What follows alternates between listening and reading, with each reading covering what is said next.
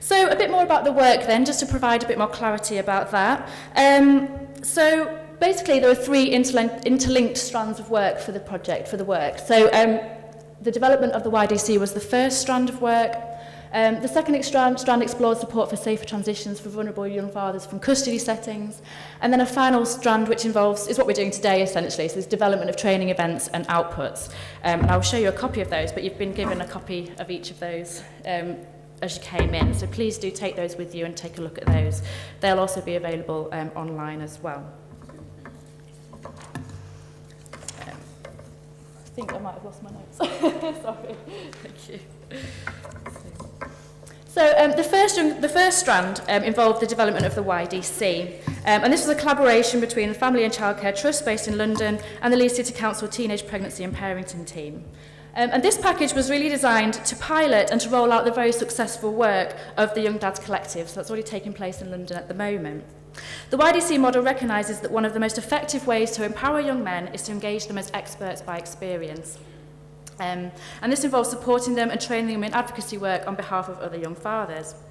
Part of this process is about training young men to engage in practitioner training and consultation. And actually many of them have been going to Parliament to talk about the work that they've been doing, and also getting engaged in training events like this. And again, we're doing that today. In this first work package, members of the team have explored the expansion of the work of Young Dads Collective by rolling out good practice to the north of England. This has been particularly effective in Leeds as well, and that's something we would like to emphasise, where John and his team have consistently demonstrated their dedication to young fathers' work and have been able to capitalise on their existing relationships and networks in the Leeds area. For the second strand of work, Kate Bullman has been exploring ways in which we might improve continuity of support for vulnerable young offender fathers when they are released back to the community. And then finally, as I say, our final strand is this collaborative effort across the group and the culmination of our professional development work over the course of the year. This work has been designed to test out new ways to deliver practitioner training based on the direct involvement of young fathers themselves, and really to consider the feasibility of rolling this training out across the UK. The YDC works with young dads to effect change and raise awareness of the specific challenges young men face during their transition from young person to young parent. We employ a small team of young dads, although it's got exponentially larger, of young dads, training, mentoring and enabling them to share their knowledge and experiences with professionals in order to influence change in policy and practice. So I'm a nurse. I've worked in Oak Hill STC for the last 11 years. Oak Hill is a custodial setting for young men between the ages of 12 and 17. So the fatherhood group, it's kind of been an organic process that I've developed over the years. And initially I thought it would mainly be about parenting. So, teaching the boys about how to take care of children, parenting styles. And increasingly I became aware that really, first thing it was about relationships and managing relationship with the baby's mother, but also the whole extended family, baby's mother's mother, and all the sort of family dynamics that come into play. But increasingly, really, it's just about them, and actually them understanding that if they want to be a good father, they need to develop their life in a positive way and to access support for that. Just a question around, that was loud, wasn't it? A question around the differences and the common themes that the dads have kind of faced from the kind of London South project and the Northern project, the Leeds project. So I guess, are there any kind of from you kind of learning as a kind of group, are there any kind of similar kind of strands, similar themes, similar challenges facing dads in the two areas? And are there any differences?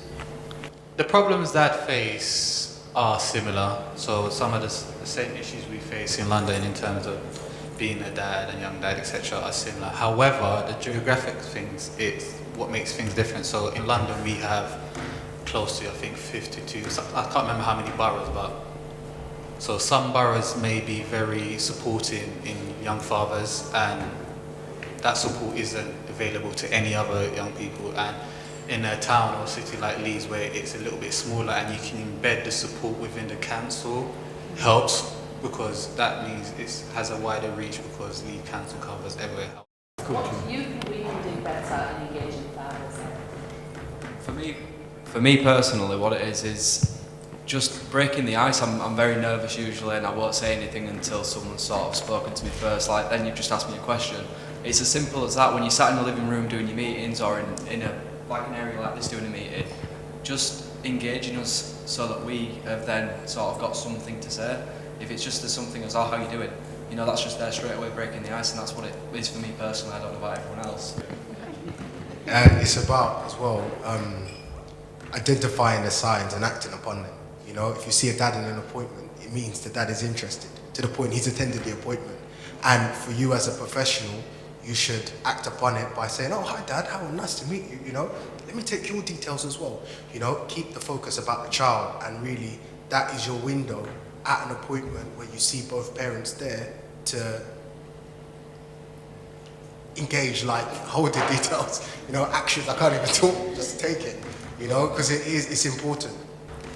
Amazing answers so far, lads. I've just, if I had a hat on, I'd take it off to you. I think you've been brilliant, and it's been great to hear this information. Speaking of that, and some of you have already touched on this, prior to being a dad, if you were ready to receive it, what one bit of advice would you want it to have been given? And now you are dads, would you give that same bit of advice, or would you give a different bit of advice? Good question. I'm gonna say this because this is what my dad said to me only last week. He turned around and said, always look after yourself, but put your son and your missus first, and then give the same to my son after. So I was told always to hand it down, that vital information, always look after, always put yourself third, because you are no longer number one, you are now number 3. The advice I'd like to have got is just honesty, because everyone sugarcoated it, said, oh, don't worry about it, it's going to be happy, it's going to be fun, you're going to have a right good time, it's all going to be brilliant. No, it's not all fun, it's not like that at all, it's scary, it's terrifying. I always say, I mean, I've given this tip so many times, I always say it's challenging, it's tough, but nothing is impossible. There is support out there if you fight, if you look for it. My role involves doing research about families and health and well-being, and a lot of my research is about researching with young men who are fathers, finding out what matters to them, what support they need, evaluating projects that support young men who are parents. I think today's been really good. I think it's great to get professionals together and have these conversations to talk about young fathers and the issues that they might have. But I think there are still lots of things that we need to change, and there's lots of work to do. And I think a lot of that's around challenging those perceptions that people might have around who is a young father and what that might mean, and thinking about how we make services even more family and father friendly than they already are. I think quick wins in terms of just saying hello to mum and dad, asking, are you dad? Saying, who are you, tell me about you, just being friendly to people. That's the easiest and the cheapest win in any service. We have a strategic role in the city where we're championing the voice of children, young people and parents, carers and families, but also challenging decision makers to ensure that children, young people and parents, carers and families' voices are heard and influence everything that we do. So the role of our team in terms of voice and influence is to ensure that we're listening and responding to the views of young fathers, and we are improving our services by the things that they think we should improve.